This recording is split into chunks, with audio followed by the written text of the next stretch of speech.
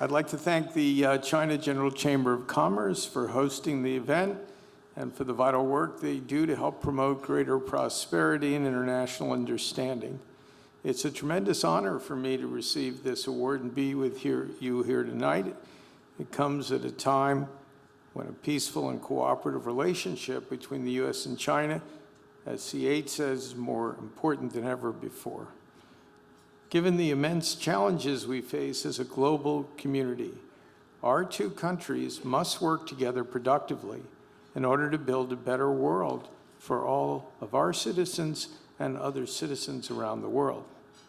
Of course, those of us in this room know that the United States and China will not necessarily agree on the best approach to every issue. However, I'm confident that if we proceed from a foundation of mutual respect and understanding, we will identify areas of common interest and together meet the challenges ahead.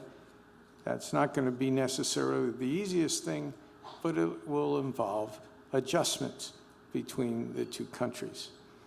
It's my firm belief that the relationship between the United States and China will define the 21st century. For future leaders, China isn't an elective course. It's core curriculum. That's why I established the Schwarzman Scholars at Tsinghua University in Beijing. This initiative brings the best and brightest students from around the globe to study in China for an intensive one-year master's degree program to explore the country and also learn from each other. By fostering greater cross-cultural exchanges and understanding between future leaders, it's my hope we can reduce the risk of miscommunication, which CH was talking about, and misunderstanding among nations. Last month, we announced our third class of Schwarzman Scholars.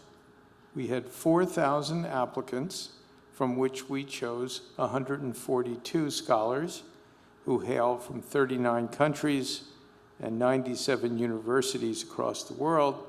I think that's an acceptance rate somewhere around 3.5–4%, which is more selective than any U.S. university, and actually, I believe, pretty much any university in the world. We actually get about 97% of the students accepting that offer, which is also highly unique and best universities in the world, at least in the United States. I think the top is somewhere around 80%, and then it goes down from there.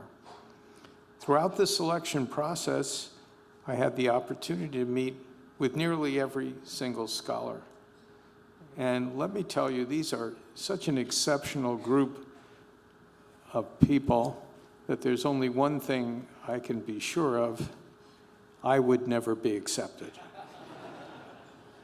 I'm so proud of what we created through this program with the help of so many people. The US and Chinese governments, where we've been endorsed by President Xi and formerly President Obama when we started. Tsinghua University, our faculty and advisors, our advisory board, of which CH is a member, our generous donors, like HNA, among other people who are here, and of course, the scholars themselves. I'm truly excited to see what these gifted students will achieve in the coming years, and one thing I'm sure of, they will make their mark. We're building a $500 million endowment for the program, which will support Schwarzman Scholars in perpetuity.